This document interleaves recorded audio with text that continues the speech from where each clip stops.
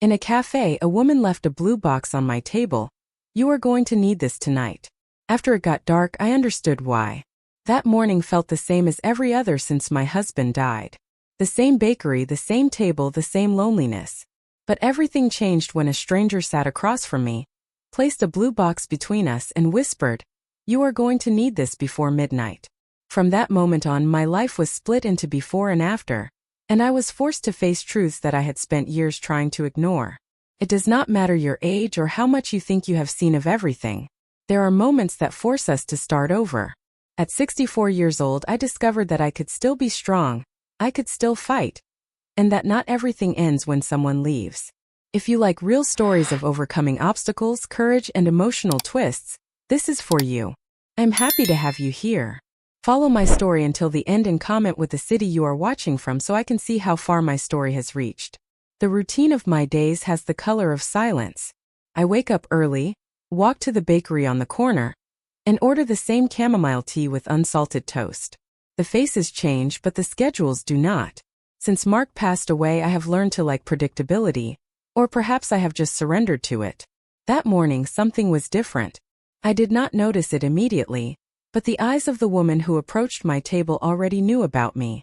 She was too elegant for that neighborhood, with a blue scarf matching her eyes. She sat down without asking, looked into mine, and said, almost like a warning, "You are going to need this before midnight." Before I could respond, she placed a small blue box on the table. It was made of wood, old with metallic details. It had a padlock but no key. When I looked back, she was already walking out of the bakery. No one seemed to notice her presence except me. I picked up the box carefully, trying to hide the trembling of my hands. It was light, but it exhaled something strange, an uncomfortable familiarity, as if it were already part of my life. I left the bakery without finishing my tea and went straight home. The box burned in my hands, not from heat, but from meanings I could not yet reach. I placed it on the kitchen table and stared at it like someone staring at an old secret. It took me some time to touch the box again. I examined every corner, every scratch, every mark of time. It was then that the shock hit me like a punch to the chest. It was the exact model of box that Mark used on missions. It was not just any resemblance. It was the same type of wood, the same type of hardware, the same bluish tone he said he would never forget. "You are going to need this before midnight." I tried to open the padlock in traditional ways, but the lock seemed more modern than it appeared. Frustrated, I decided to clean the surface with a damp cloth, and by instinct, I touched the metallic center of the padlock with my thumb. A low click sounded and the lid opened slowly.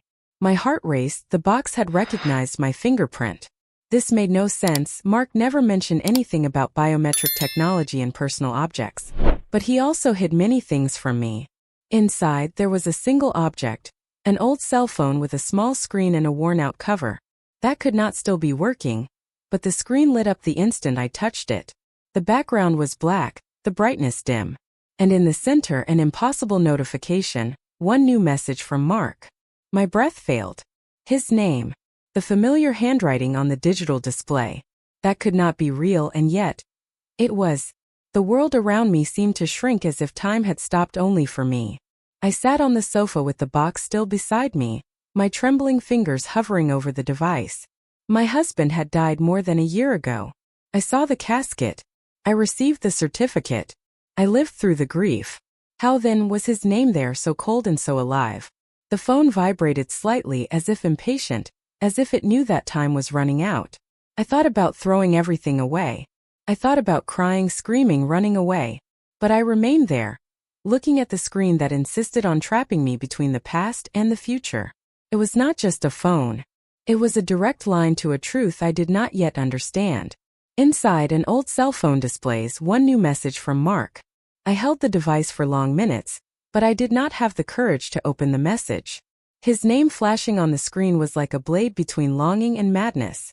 Mark was always the center of my world, his silence, his strength, his secrets. Since his death, I carried the guilt of not knowing everything about him. Now that message seemed ready to turn everything upside down. What if it was a trap? Or even worse, what if it was real? My mind went back to the last days before the accident. He was strange, more absent than usual. I thought it was tiredness, but now it seemed like something else, fear. Fear for me. Fear of what he would leave behind. If this phone really contained something from him, it was because he had foreseen what was coming. But why? And why now? Why only today? I touched it to open. My finger hesitated one last time before confirming. My heart already hurt. The recording began with a low hiss, then a heavy breath, and then his voice. Mark. My Mark. Ellie, if you are hearing this, do not trust Timothy. The sound was clear, painfully real. His tone was one of urgency, but also of tenderness. As if he already knew how much this would hurt me. I remained motionless, listening to that warning repeat in my head. Timothy.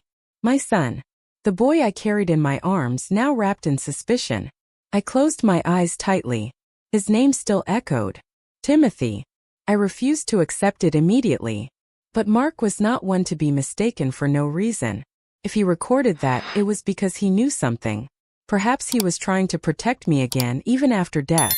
Even now. If it is a prank, it is cruel. If it is real, it is terrifying. I played the audio again, looking for some flaw, some detail that indicated it was old. But it was then that something completely paralyzed me. The date of the file. It was right there, cold and objective, 2 days ago. 2 days. Impossible. Mark had been dead for more than a year. And yet, there was the recording with the date and time marked from the day before yesterday, at 3:14 in the morning. I trembled from head to toe. What did this mean? A fraud? A conspiracy?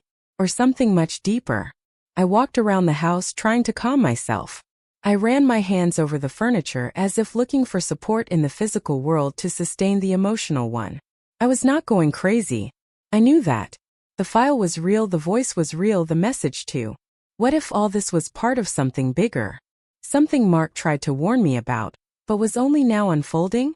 A cold sensation ran up my spine. The box was not the end. It was the beginning. I took the phone and tried to call Rachel, Mark's only friend who still kept sporadic contact. Voicemail. Again. Everything was silent. Night was already falling outside, and the clock seemed to move faster. That sentence hammered in my head, do not trust Timothy. But why? In what? He was always absent, yes, but involved in something dangerous? My son? So many questions, no answers. I put the device back in the box, locking it with the same biometric touch. Anguish consumed me, but one thing was certain. I could no longer ignore anything. The date of the audio is from 2 days ago. In the early hours of the morning, I sat near the window to try to clear my thoughts. It was then that I noticed something that was not there before. A black car, parked on the other side of the street, with the headlights off. Its presence was too discreet to be casual. I watched for long minutes. No movement. But the certainty took over, there was someone inside. And they were looking at me. The box. The phone. The message. Someone new. Suddenly, I felt naked inside my own home. I closed the curtains, turned off the lights, and took a deep breath. It was no longer just a message from beyond. It was a warning. And a threat. If Mark recorded that, he was trying to save me. Again. But who else knew? Who was trying to stop me from discovering the truth? My fingers itched to hear the message one more time, but fear won. I knew that from then on my life would never be the same. I could no longer trust familiar faces or kind words. Timothy. The car outside. The woman from the bakery. Everything was connected, and I was the central piece of a puzzle I never wanted to assemble. But now it was too late. The game had already started, and I was the target. Someone knows that I heard this message. The living room clock marked 11:59 p.m. when the phone inside the blue box vibrated. The sound was low but sharp. For a moment I hesitated. Everything in me screamed that I should not answer, but something deeper, perhaps love, perhaps despair, made me pick up the device. I answered with trembling hands. On the other side, a breath, then a voice I knew better than my own. They know you are alive, Ellie. It was Mark. Alive or not, it was him. The world seemed to fold around those words. I was speechless, trying to absorb what I had just heard. Their plan involves you, Ellie. And you need to run. His tone was direct, with no room for doubt.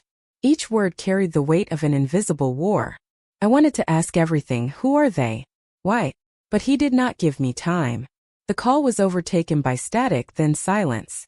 My heart raced like never before. What did that mean? I held the phone against my chest, as if that could bring him back. I did not know if I was crying from fear, longing, or panic. The feeling of being pursued now became a certainty. If he was right, and he always was, I was no longer just a lonely widow. I was a piece inside something I did not yet understand. His sentence repeated in my mind like an endless echo. Run. But where to? I went to the kitchen, turned on the light, and looked at myself in the mirror of the china cabinet. The woman staring back at me looked older than I remembered. But the eyes were the same.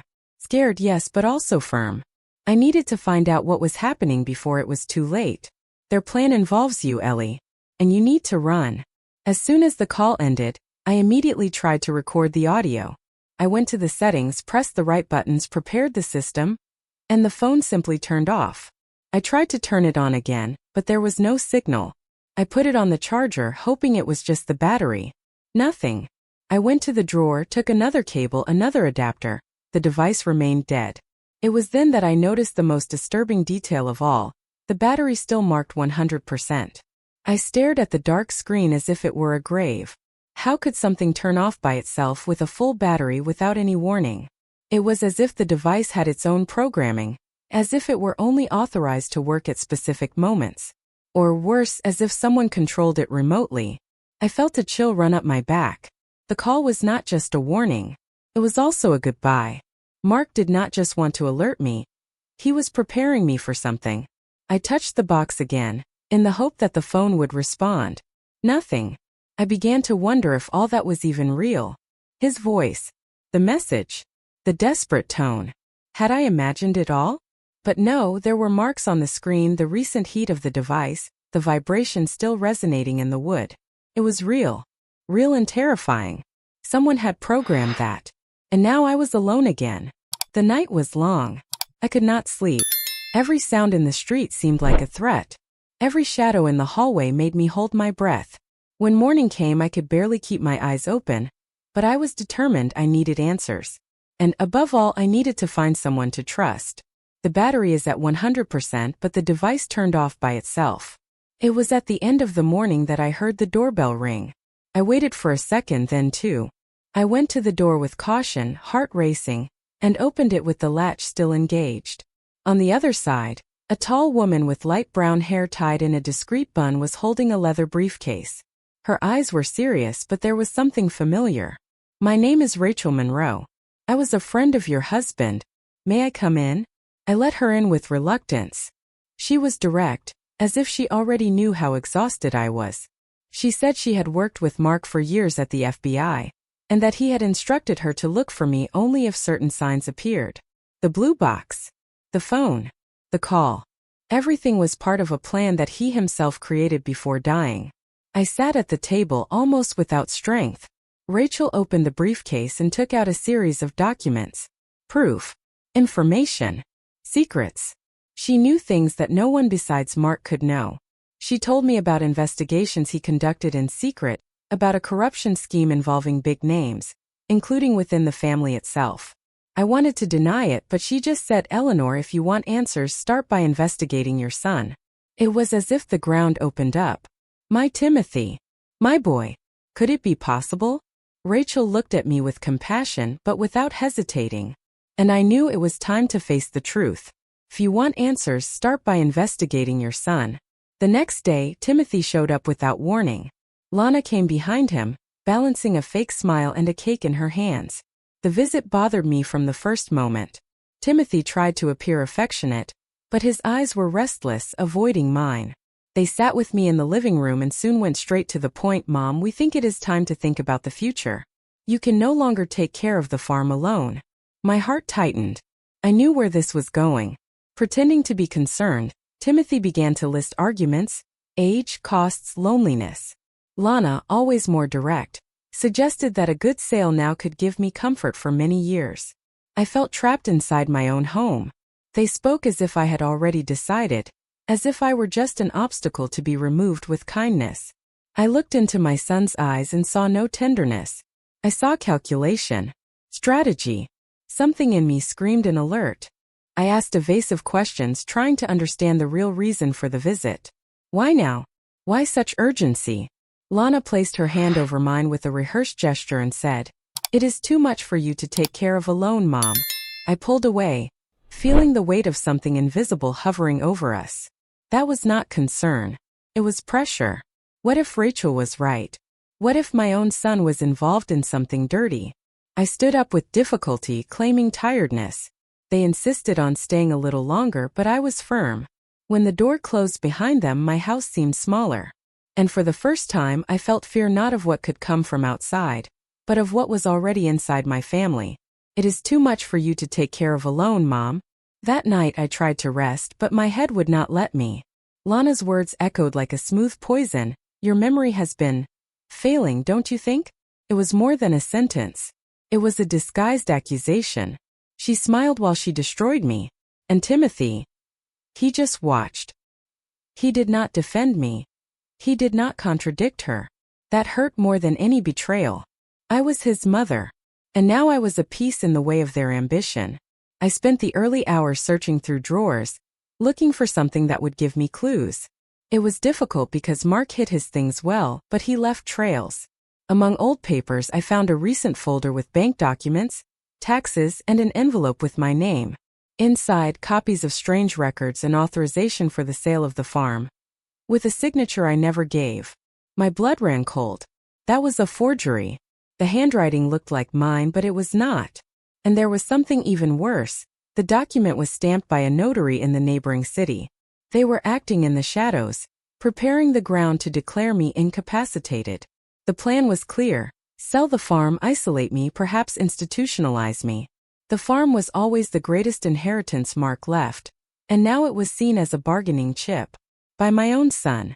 I kept the papers in a folder hidden behind old books. My trust in Timothy was broken. I did not yet know how far he would go, but I knew I could no longer trust any word spoken inside this house. Your memory has been failing, don't you think? The next morning, I took a deep breath and decided to review all the documents Lana had left during the last visits. I went to the drawer where she used to organize my bills and found open envelopes, sheets with strange notes, and a copy of that false power of attorney. They had begun to move pieces in my name. This was not just ambition.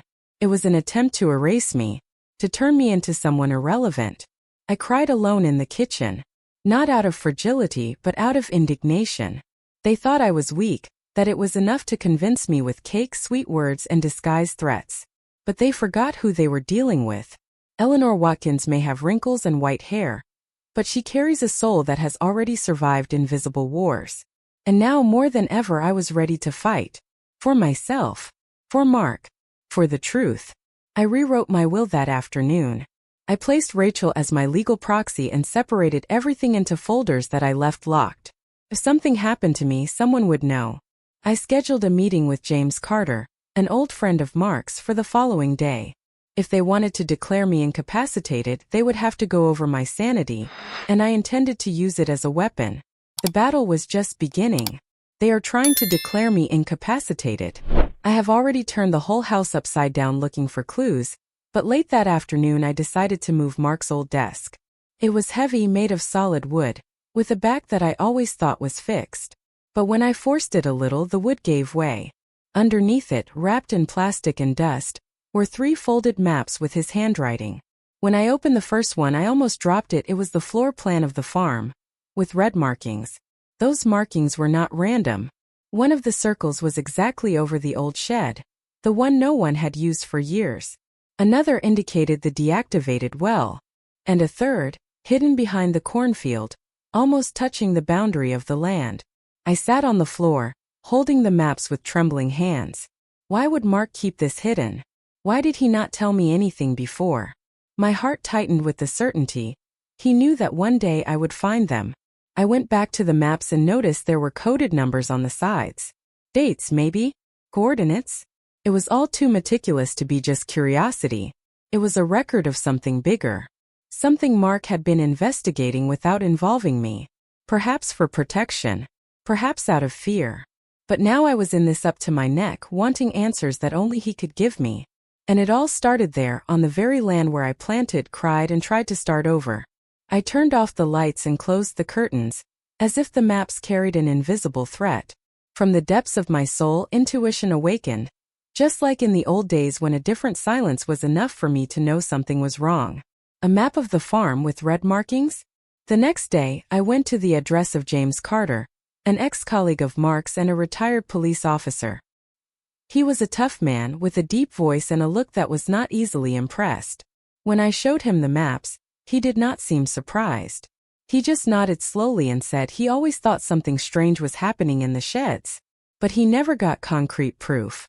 His tone mixed respect and guilt, as if he had failed to protect someone important. James told me that Mark began to suspect when he noticed nighttime movements on the farm. Disguised, intermittent. First he thought it was paranoia. Then, gathering data from internal FBI investigations, he understood that the property was being used as a logistical support point for something much larger. Data trafficking, perhaps something physical too. But he did not have time to go to the end, James said. My stomach turned. The farm had always been a symbol of peace. Now it was a stage for crime. He told me if something happens to me, protect Eleanor. Those words went through me like a knife. Mark trusted me, even without telling me in life, with the mission of continuing what he started. James offered me help, but with one condition: that I be cautious. If they reach the point of killing Mark, they can do the same to you. I agreed, but something in me already knew I could not back down even if I wanted to. I returned home with the maps and the certainty that I could no longer ignore anything. Mark's death was not an accident. And now, everything indicated that I was surrounded by enemies, by secrets, by risks. But also by truths about to emerge. He told me if something happens to me, protect Eleanor. That night, I went to the old shed that Mark had marked on the map. I took a flashlight, put on a dark coat, and followed in silence through the back of the farm. The wind shook the leaves like whispers. Everything seemed denser, heavier. As I approached, I noticed recent footprints in the wet earth, large boots, nothing like my small steps. The door was ajar, and inside there were stacked boxes that were not mine. I watched in silence without turning on the flashlight. There were noises, muffled voices, whispers in a language I did not recognize. I hid behind a metallic structure and breathed slowly. 2 men dressed in black were carrying plastic packages to the back of the shed. One of them wore gloves and was talking on the phone. I could not hear everything, but one sentence was clear. The old lady has not suspected yet. But she is close. My blood ran cold. They were talking about me. I stayed there for more than half an hour, waiting for the movement to stop. When they left, I ran back to the house as if the past itself were chasing me. My heart felt like it was about to explode. Everything made sense now. The maps. Mark's suspicions. Timothy's pressures. The blue box. The voice on the phone. My life had stopped being peaceful a long time ago, I just did not know it. I sat on the kitchen floor breathless with my hands still dirty with earth. Tears came without warning, but they were held back by something greater than fear. The certainty that I was on the right path. It is not just a farm. It is a hiding place. I woke up with my head throbbing and my body heavy. The night before had left me exhausted, but I knew I needed to continue. As I went down to the kitchen, my vision darkened for seconds. I leaned against the sink trying to regain my balance, but a sharp pain in my chest made me fall to my knees. Everything spun. When I came to, I was being treated by paramedics. Someone had called the ambulance. They said it was a blood pressure crisis. But the exams were normal. At the hospital, a doctor watched me with curiosity. You had a strong episode, but there is no damage. Your blood pressure is stable now. I wanted to believe it. But something there bothered me. I received fluids, rest, and instructions to wait for family members. 2 hours later, Lana entered the room with a smile that was too sweet. Oh, mother-in-law. What a scare you gave us. Her tone was affected, and her eyes did not match the concern of her mouth. She approached the bed, sat beside me, and pulled a leather folder from her bag. I brought some documents that perhaps we can sign while you recover. I felt the trap approaching. I asked to see the papers, and what I saw took my breath away. A formal request for psychiatric hospitalization, signed by a doctor I never met. It is just to ensure your safety, Eleanor. You have been confused. My whole body froze. She looked at the nurse who approached. She is delusional, talking to dead people, Lana said with coldness. The woman hesitated but did not question her. I tried to protest, but my voice was weak. The world around me seemed to be closing in like a well-constructed trap. Lana looked at me as if she had already won. And perhaps she had, if I did not have a hidden card. She is delusional, talking to the dead. Night arrived and with it despair. Isolated, without a phone, without anyone trustworthy nearby, I began to think everything would end there, hospitalized by force, silenced as if I were crazy. That was what they wanted. They could not kill me, so they would make the world believe I was losing my sanity. It was at that moment, when all seemed lost, that I heard a noise at the hospital bathroom window. A whisper, "Eleanor, it is Rachel." I crawled to the window and saw her determined face outside. "Stay calm. We are going to get you out of here." In minutes, she had already turned off the power to part of the floor and opened the auxiliary lock with something that looked like a master key.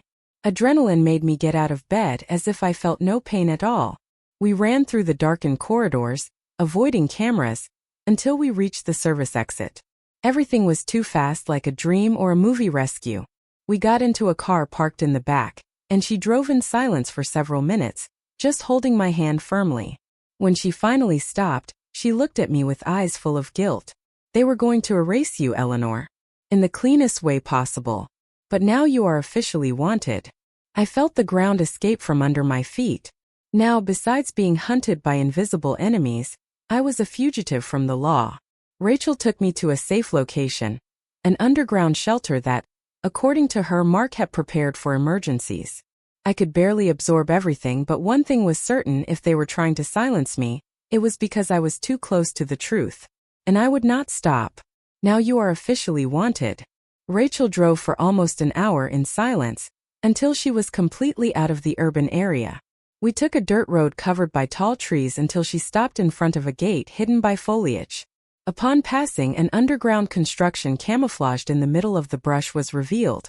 A bunker. She typed a long code and made us go down a narrow staircase. Down there, the soft light turned on gradually, revealing shelves, files, equipment, and carefully positioned furniture. "It was Mark who prepared all of this," Rachel said, while I walked among the objects that seemed frozen in time. It was as if he knew he would need to hide someone. On one of the walls, there was a mural with photos, red lines, and sticky notes glued in chronological order. Everything there screamed plan, prevention, fear. Mark was investigating something much larger than I ever imagined, and he prepared himself to be silenced. I sat in one of the chairs, absorbing the smell of old wood and metal, when Rachel added, "He always thought this could happen." There was so much pain in those words that my hands began to tremble. Somehow, he expected everything to collapse. And even so, he tried to protect me even after death. This bunker was the last hug he could give me. And now it was also the beginning of my mission. I touched the wall as if I were touching his soul. My mind struggled to accept it, but my heart already knew. Mark died trying to stop something monstrous. And I was now the only one capable of finishing what he started. He always thought this could happen. In the center of the room, there was an iron box with a biometric lock. Rachel guided me to it and asked me to try to open it with my fingerprint. It worked. Inside, there were 3 hand-bound diaries, all with Mark's handwriting. The first pages looked like loose notes, but they soon turned into detailed accounts of conversations, internal investigations, and suspicions about corrupted agents. The more I read, the more I felt the weight of the loneliness he carried. Briggs is selling confidential data to private companies and influential politicians. I suspect that Lana is involved as a financial operator. That sentence, written more than 2 years ago, made me stop reading. Briggs, the same detective who was trying to hospitalize me, was one of Mark's main targets. And Lana was more than manipulative.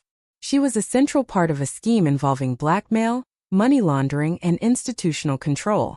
The dates matched the periods of Mark's absence, his sudden trips, and even the moments of silence that I never knew how to interpret. He had documented everything.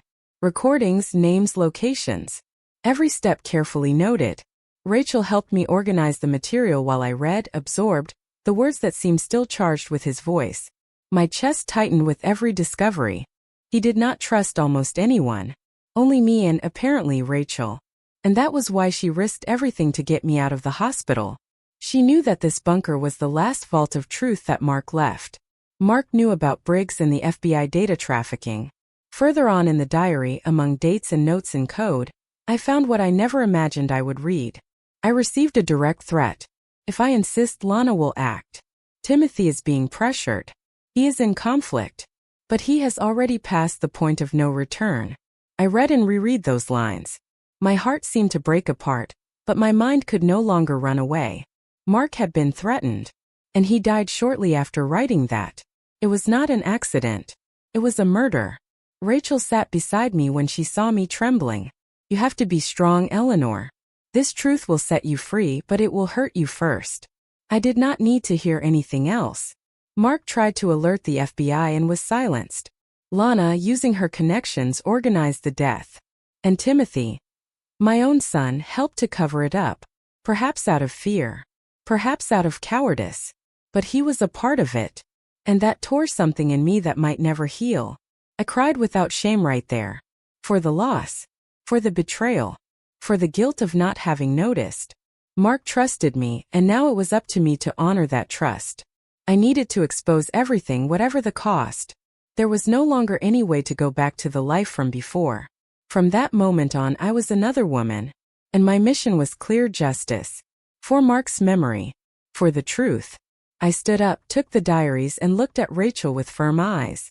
The pain was still there, but it had gained company, courage. It was murder. And Timothy helped cover it up. We met with James in the early hours of the morning so as not to raise suspicions. We returned to the farm in silence, flashlights in hand and the maps folded in our pockets. We went straight to the point indicated on the shed, where Mark had made a red cross. The earth was soft, a sign that it had been disturbed. James began to dig with a silent shovel while I watched the surroundings. My eyes burned with tension. Any noise could be the last. After almost half an hour, something metallic hit the shovel. James cleaned it carefully and pulled out a reinforced iron box, wrapped in black tarp. I knelt beside him and touched it with reverence. That was a safe buried by Mark's own hand. The lock was mechanical and, by luck, there was a combination written on one of the maps. When the box opened, I felt the air leave my lungs. Inside was the key to everything. Stamped documents, photos taken from a distance, bank records with illegal transfers. But the most impactful thing, a flash drive with recorded conversations, including audio of Briggs and Lana discussing values and transport routes. It was enough material to implode entire structures. James, experienced, analyzed each item with firm eyes. This brings down half the police department, he said. And I knew that Mark had won, even after death. I closed my eyes and thanked him in silence. He had left what was necessary, hoping that someone would dare to dig. In both the literal and emotional sense. Now I had proof. And also a mission that I could no longer postpone. Something hard. A box. Rachel came to meet us a few hours later at a neutral location. We analyzed everything together, cataloging each piece of evidence as if we were assembling a final dossier. She used restricted access to the FBI system to send the files directly to the Internal Integrity Sector. It was risky, but she knew the shortcuts. The response came faster than we expected. A national warrant had been issued against Briggs, Lana, and 2 other names that were in Mark's diary. The feeling was bittersweet. On one hand, justice was beginning to move. On the other, I knew that this put us in immediate risk. People like that do not wait to be arrested. They act. Rachel, with a serious voice, warned us, we have little time. They are going to know it was us. My heart raced, but I did not hesitate. Then let's finish this for good, I replied. That was no longer just revenge. It was redemption. We returned to the bunker and began the preparations. Rachel coordinated with trustworthy agents within the FBI. James took care of the security of the surroundings. And I organized the words I would say if I were given the chance to speak publicly. It was necessary for everything to come to light, so that no one could deny what was happening. And so that, finally, Mark's memory would be cleared. I looked at myself in the mirror with new eyes. The woman who was there was no longer a victim. She was a combatant. I took a deep breath and reviewed each document one more time. Everything was ready, and we would only have one chance to make it work. The truth was in our hands. We only have one chance to catch them. Rachel squeezed my hand firmly and said, "We are going to do this the right way." In the following days, she set up a joint operation with the right contacts within the FBI. Federal agents were sent to our city undercover. I would be responsible for the public exposure alongside James. There would be no way to avoid the confrontation. It would be risky, but it would be definitive. Justice would come to light, in an implacable way. Meanwhile, local news outlets were already beginning to receive leaks of the scandal, with photos of those involved and evidence of crimes. Briggs tried to deny it. Lana disappeared. Timothy. We still did not know. But everything was pointing to a great conclusion. The pieces were moving, and this time the game was ours. Mark did not live to see it, but he fought so that this moment would be possible. The night before the operation was silent. I sat in the field of the farm where Mark and I used to talk. The starry sky gave me the peace that the real world still denied. I placed the diaries on my lap and promised in a low voice, "I will go to the end, my love." Tears came, but they were not of pain, they were of strength. For the first time in a long time I felt whole. When day dawned, everything was already ready. The stage was set, the names confirmed. Now it was time to act. We only have one chance to catch them. The square was full, decorated with patriotic banners and microphones prepared for another political speech from the mayor's office. Lana and Timothy were on stage, next to Briggs and other local representatives. Rachel, James, and I were among the crowd disguised with the documents ready and the FBI agents positioned in strategic points. My heart beat as if it were trying to escape from my own chest. It was now or never. The master of ceremonies announced the start of the event, asking for silence for the announcement by Lana Watkins, who now led a social initiative supported by suspicious businessmen. Before she could take the microphone, I raised my hand. The announcer's voice echoed, "Would someone like to speak before the speech?" And I answered firm in front of everyone, "Yes, I would." I climbed the steps of the stage like someone carrying a grave on their back. But there it was, the truth that I carried. Lana's eyes widened when she saw me. Timothy turned pale. Briggs did not even hide his discomfort. I took the microphone with firm hands and took a deep breath. For years I lived in silence. But today I bring the voice of one who was silenced. Then I began to list the crimes, the evidence, the audio. Each sentence was a public blow, impossible to ignore. The murmur turned into shock. And when I looked at Rachel, she just nodded her head. At the exact moment, black cars surrounded the square and armed agents appeared from all sides. The FBI arrested Briggs, Lana, and 3 others involved. Chaos ensued, but my heart was calm. Justice had entered the scene. Does anyone want to say something before the speech? Yes, I do. While the accused were handcuffed and taken away, shouts and cameras recorded every second. Lana tried to maintain her pose, but her eyes searched for Timothy with desperation. Briggs was the only one who smiled, like someone who already knew this day would come. The crowd was divided between applause and murmurs. Timothy remained still, without moving a muscle. I stared at him. He was pale, sweating, and seemed about to collapse. Then I approached and asked, with a low but firm voice, "And what about my son?" Rachel stared at me with regret. His name was not on the arrest warrant yet, but he was an important piece of the puzzle. All eyes were now on him. Timothy finally took a step forward. His eyes were watering. His body was tense. It was the moment of truth. Either he would face everything, or he would run away forever. The silence in the square was almost sacred. I just waited, trying to contain the trembling of my hands.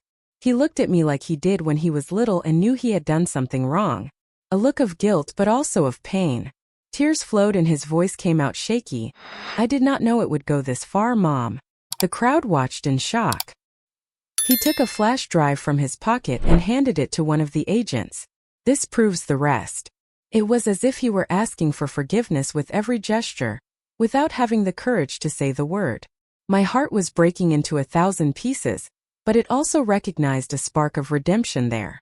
He was not innocent, but he was not completely lost. Not yet. "And what about my son?" she asks. Timothy fell to his knees in the middle of the stage, sobbing like a child who lost his way home. I ran to him instinctively, without knowing if I should hug him or push him away. He held me tightly and whispered, "They threatened you. If I did not help, they would hospitalize you by force." I did not know how to get out. His words hurt me more than anything else said that day. The betrayal was there. But so was the fear. Rachel approached and held his shoulder. If you cooperate, you can answer in freedom and help with the investigation. Timothy nodded his head. Handcuffs did not come. But shame did, and that he would carry for a long time. He stood up with difficulty, still crying, and went to the agents to provide a formal statement. I remained there, motionless, feeling the weight of all the years collapse upon me. Everything we hide sooner or later finds the light. James accompanied me to the corner of the square and hugged me in silence. Rachel, now leading the process with firmness, looked at me and said, "He can still be saved. But you, Eleanor, you saved all of us." Those words were the first true relief I felt in months. I had exposed the rot. And even with my heart in pieces, I knew I had done the right thing. I looked at Timothy one last time before he disappeared among the police cars. "I am not innocent, Mom. But I never wanted to hurt you." The house was in silence when I returned. A different silence. It was no longer the emptiness of grief, but the echo of something that had finally been resolved. I walked through the rooms like someone returning from a war and finding the home still standing. When I reached Mark's office, the bookshelf seemed to call me. And there it was, the safe hidden behind old books. I typed the password he always used on birthdays, and it opened. Inside, an envelope with my name. I trembled as I touched it. I opened it carefully, and his handwriting appeared like an unexpected hug. "If you are reading this, you have won." The following words were confessions, memories, requests for forgiveness for having hidden so much. But there was also pride, love, and one last instruction: use everything you discovered to help other people. You are stronger than you ever imagined. I cried like never before. I sat on the floor and read the whole letter more than once. Mark had not only foreseen everything, he had believed in me until the end. In that letter, he gave me back to myself. The woman he knew, the woman he loved. I was no longer a shadow of anything. I was the light he knew would shine, even after the darkness. The pain remained there, but now it was with purpose. I kept the letter with affection, knowing it would be my new starting point. If you are reading this, you have won. 2 days later, Rachel took me to a modern building, in a special wing of the FBI. There she introduced me to a new team, formed by young agents and survivors of various stories. "We want to create a protection and emotional intelligence program for those who go through situations like yours. And we need someone who inspires, someone who has lived it." I looked around, still not knowing if that was for me. "You want me to work here?" I asked. Rachel smiled. "Not as an agent, but as a counselor. A mentor, a voice of wisdom in the middle of chaos." That touched me in a different way. For the first time, someone saw value in me not as a victim but as a force. I thought about refusing. I thought about saying it was too late. But then I remembered Mark's letter, and how he ended it: "If you can help someone, help them." I nodded in silence. They offered me a room, materials, and the chance to start transforming my pain into guidance. I accepted. Not because I wanted to take revenge on the past, but because I wanted to protect futures. That was not a continuation. It was a reconstruction. And I was ready. We need people like you to train survivors. I returned to the farm on a cold morning with a clear sky. The structures were still standing, but now everything felt different. My steps felt lighter. I went to the dirt field next to the cornfield where Mark liked to walk. I took a handful of seeds that I had kept for years and began to plant them. One by one, as if each one carried the name of those who survived, those who fought, and those who were yet to come. James stopped by later with tools to fix the shed. Rachel called in the afternoon to say that new reports were coming in, thanks to the case. But at that moment, all I wanted was to plant. To see something grow from the soil where so many secrets were buried. Each sprout would be a promise that the truth can flourish. That courage is renewed. That love does not die. I sat on the porch with a cup of tea, and the silence around me was full. For the first time in a long time, there was no fear. There was no urgency. Just a future opening up like a spring morning. Mark is gone, but he left a trail. And now, with firm feet and clean hands, I am following it, transforming loss into purpose. Mark died, but he saved my life. And now I save others. Now I am curious about you who heard my story. What would you do if you were in my place? Have you ever gone through something similar? Support the channel, subscribe, like, comment, and share this video. I am leaving another story on the final screen that you will also like, and it will definitely surprise you. Thank you for watching. Until the next video.